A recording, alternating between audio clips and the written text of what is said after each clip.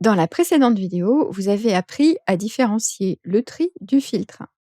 Voyons maintenant plus en détail comment exploiter l'outil filtre d'Excel.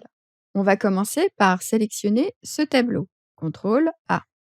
Ensuite, je vais cliquer sur l'outil qui est donc dans la partie trier et filtrer de données. Je clique et les petites flèches apparaissent. Si on clique sur une flèche, par exemple on va cliquer sur la référence, on voit qu'une boîte de dialogue apparaît. Ici, on va faire un premier test puisque Excel nous indique de lui indiquer un critère.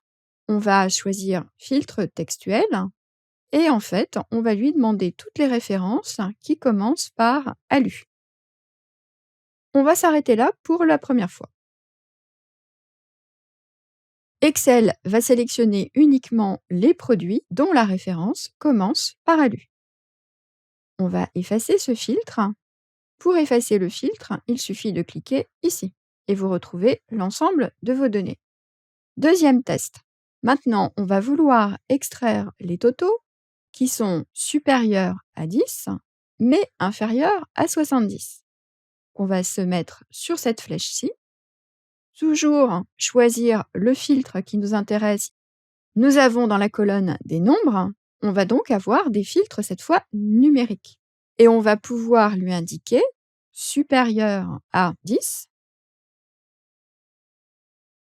et inférieur à 70. Les deux critères doivent être respectés en même temps. On valide. Et ici, si je mets mes totaux en vert et que j'efface le filtre, on se rend bien compte qu'Excel a supprimé de la sélection du filtre le 3,5 qui n'est pas supérieur à 10 et le 70,17 qui est supérieur à 70. Et on a bien notre résultat du filtre. Ensuite, je vais tout remettre en noir et on va faire un troisième test. On va maintenant revenir sur les références et on va lui mettre un filtre textuel.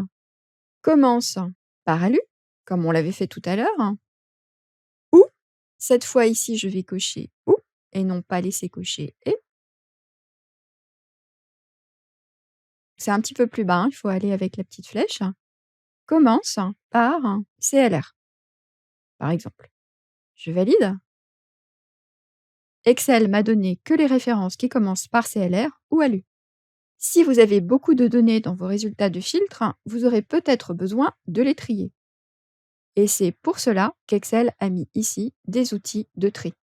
Mais gardez bien en tête la différence entre les deux outils. Un dernier détail, vous avez remarqué que dans les filtres textuels, donc il y a un certain nombre d'options, mais dans les filtres numériques, il y en a encore plus. Et il ne faut pas hésiter à aller plus bas pour trouver d'autres options.